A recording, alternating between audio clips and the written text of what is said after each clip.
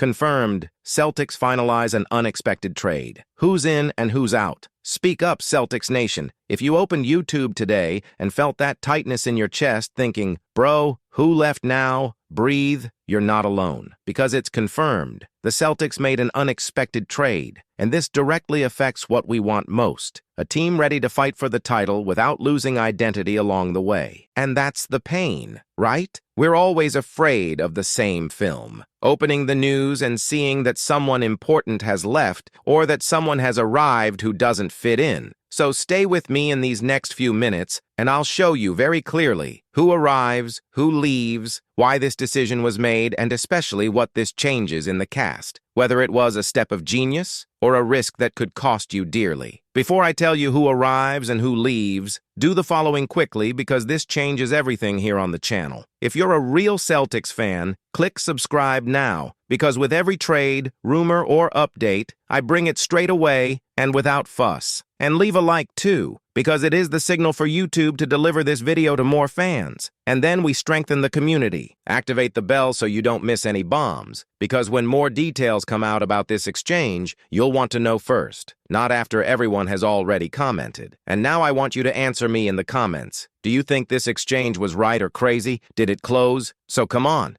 because now I'm going to show you what really happened and the real impact on the team, without empty hype. Today I want to talk to you about a subject that is slowly becoming impossible to ignore. Cleveland is losing stability. That start to the season that seemed solid, almost perfect, no longer has the same weight. When defeats begin to repeat themselves, what was once confidence turns into anxiety. And when that happens, the entire league changes its tune. Conversations change, speculations change, and most importantly, opportunities appear. I know that on the networks, the fans' imagination goes straight to the biggest name available in the collective imagination. It's like this every year. All it takes is for a team to make a change, and immediately, montages, theories, and scenarios emerge in which a star will end up in Boston as if it were a simple, almost inevitable exchange. The name of the moment, of course, is Donovan Mitchell. But here on the Celtics Talk Show, I'd rather be honest with you, even if honesty isn't the most comfortable version of the story, because there is a huge difference between what gets clicks and what really makes sense within the NBA. And when we talk about Mitchell in Boston, we are talking much more about desire than reality. Let's make this clear. Franchises do not give up on the player who carries the team's offensive identity with ease. That's not how it works. A star at this level is not traded because the fans are impatient or because a bad streak happened. For an exchange of this size to happen, there needs to be a very rare combination of factors: internal disruption, formal request, specific contractual context, absurd offer, and a total reconstruction strategy. And even when all this happens, the price is usually so high that it dismantles the team that won the negotiation. So, before dreaming about the Celtics and Mitchell as if it were just a matter of will, it's worth remembering. Teams protect their stars. They try to fix the project before it implodes. They swap parts around, adjust rotations, change priorities, but avoid touching the hearts of the cast. That doesn't mean Cleveland won't change anything. It just means that if any big changes come, it tends to be somewhere else. And that's exactly where the conversation gets interesting, because there is a player in Cleveland who doesn't make headlines every day, doesn't become a trend every game, and yet can be the piece that opens doors when a team needs to make difficult decisions. A player who, in many teams, would be considered essential, but who, for financial and squad-building reasons, could end up becoming the most negotiable asset. That player is Jarrett Allen. If your first reaction upon hearing this is a look of doubt, I understand. It's natural. Fans tend to associate great change with great scorer, with someone who scores 30 points on the night and changes the score almost single-handedly. But high-level basketball, especially in the playoffs, demands other things. And the Celtics, the way they are set up, don't necessarily need another name to monopolize the ball. They need someone to elevate the team in areas that decide tough series: rim protection, rebound control, physical presence, defensive reading, consistency in small details. And that's where Jarrett Allen comes in as a solution that makes sense, not a consolation prize. Let's take a calm look at the Celtics' needs. The team, in recent years, has built an identity based on defensive versatility, marking changes and constant pressure. On good nights, this defense suffocates. In long series, it tires the opponent. But there is one point that at different times always comes up for discussion: the bottle. Against teams that attack the rim aggressively or against teams that have very physical centers, the Celtics need stability inside. He needs someone to simplify the defense, someone who, just by his presence, changes the type of shot the opponent chooses. Allen is that type of player. He is not a shiny center. He is an impactful center. And impact in the playoffs is worth as much as offensive talent. It's often worth more, because when the game gets tight, when the ball weighs, the attack fluctuates. Defense, however, is what sustains a series. And a reliable rim protector changes opponent behavior. The offense stops going straight to the basket. He starts to hesitate, start choosing the most difficult shot.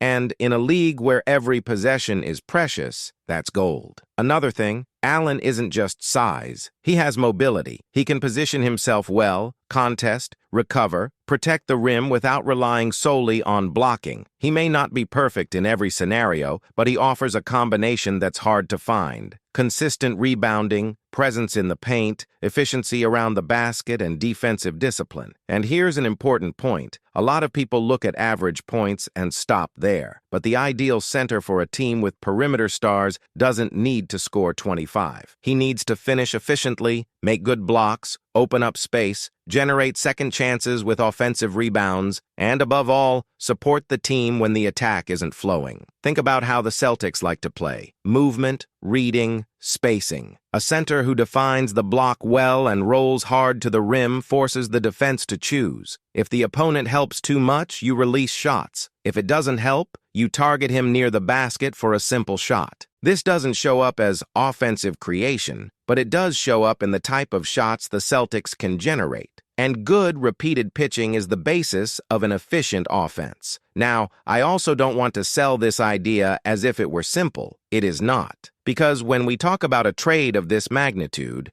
the reality of the salary cap and league rules comes into play. It's not enough to want. The money needs to fit in. Restrictions need to allow. And the other side needs to have a real reason to accept it. Cleveland, if it feels like it's approaching a dangerous financial threshold, may have to make decisions to avoid heavy roster-building locks. The problem is not just paying too much. The problem is what the new financial structure prevents a team from doing when it surpasses certain levels. It loses flexibility, is limited in exchanges, loses tools to reinforce the squad. At some point, the team needs to choose: keep everything and accept severe restrictions, or make room and regain room for maneuver. If Cleveland sees that it needs to breathe, Allen could take the most logical route, not because of a lack of quality, but because it is the type of contract with market value, capable of bringing a return and at the same time relieving part of the financial structure. And on the Celtics side, there is another discussion: financial fit and strategy. Boston can't just offer little and expect it to work. A center like Allen has a market. If he is, in fact, available, other teams will call. And then the Celtics need to decide how far it is worth going without compromising the core that makes the team competitive. This point is decisive. The best trade is not the one that brings the best player, but the one that improves your team without destroying what sustains it. Therefore, when you hear speculation about fantasy trades, full of half a squad and 4 picks,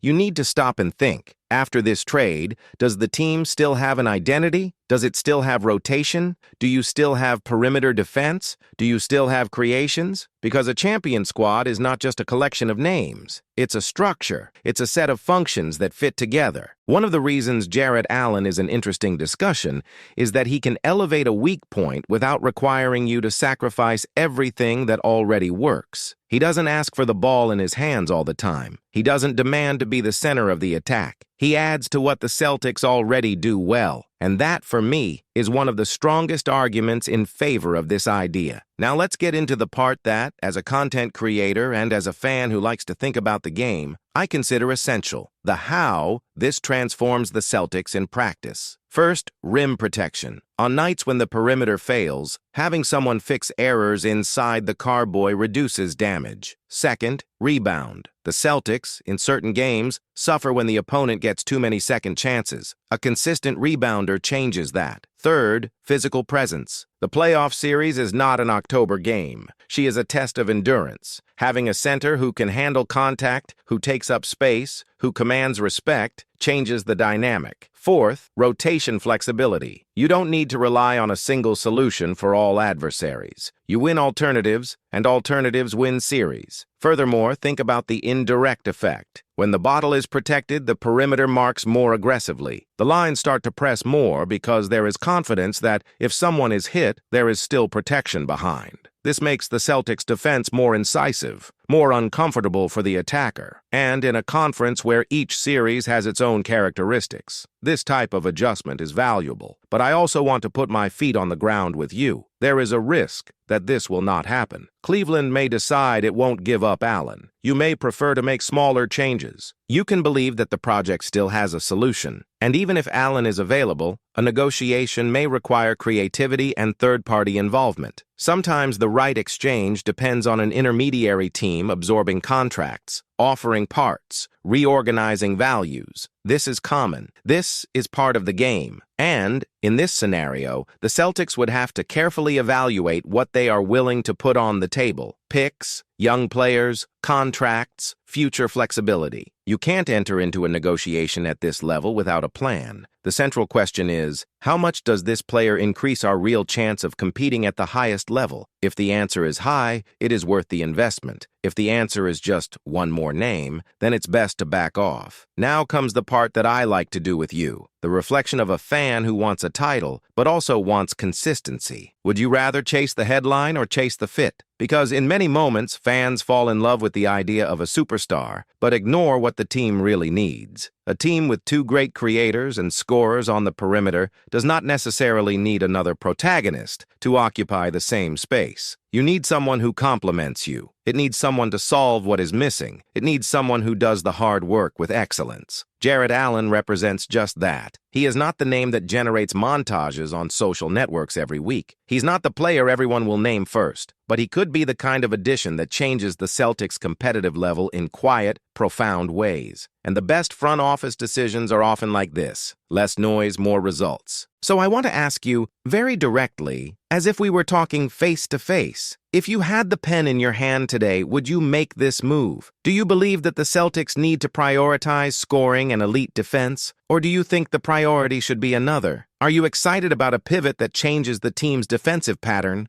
Or do you prefer to bet on internal solutions and keep the assets for another opportunity? And I want you to be honest, because this conversation is not just yes or no. It's about team vision, about understanding the moment, about recognizing what the Celtics have and what they still lack. The most interesting thing is that in the coming weeks, this type of discussion tends to heat up. Every game, every sequel, every rumor, everything becomes fuel for speculation. And then, amidst the noise, fans need one thing: clarity. You need to separate fantasy from possibility. You need to understand what is beautiful to imagine and what is likely to happen. And that's exactly why I do this type of content here on the Celtics Talk Show, so that you can follow the team with emotion, but also with reading the game, with context, with strategy, with the feeling that you are understanding the movements before they become ready news. Now, to close, I leave one last provocation. What matters more to you in a trade, the name stamp or the real impact on the court? Because in the end, the rings don't go to the most talked about team. They go to the most prepared team, for the team that has an answer in various situations, for the team that, when the series gets tough, manages to win in different ways. Jarrett Allen, if he really is available and if the Celtics manage to make an intelligent trade, it could be one of those moves that, down the road, we look at and think, this is where the team really got serious. Now it's up to you. Would you make the switch? And if so, How far would you go to bring Allen in without compromising the future? I want your opinion because this is the conversation worth having. And now I'm going to close with you the way this story deserves. If the Celtics really want to be champions, you can't live off headlines. You can live off the right decision. And sometimes, the right decision doesn't come with fireworks. It comes with a player who does the job that no one wants to do, but that every championship team needs. Why? When the game gets heavy, when the score freezes, when the series becomes chess, it's not the tweet that wins possession. It's the rebound. It's the rim protection. It's blocking done right. It's the second chance. It's the detail that seems small until it becomes the difference between advancing or falling. So here's the question that defines everything. Do you want a nice name on the shirt or a real impact on the court? Jarrett Allen may not be the cover trade, but he could be the trade that changes this team's ceiling. And if Brad Stevens is indeed looking at this type of move, it's a clear message. The Celtics aren't waiting for anyone. They're building a path. Now, if you want to continue in this vein and understand the next possibilities, the fits, the scenarios, and what really makes sense for the Celtics,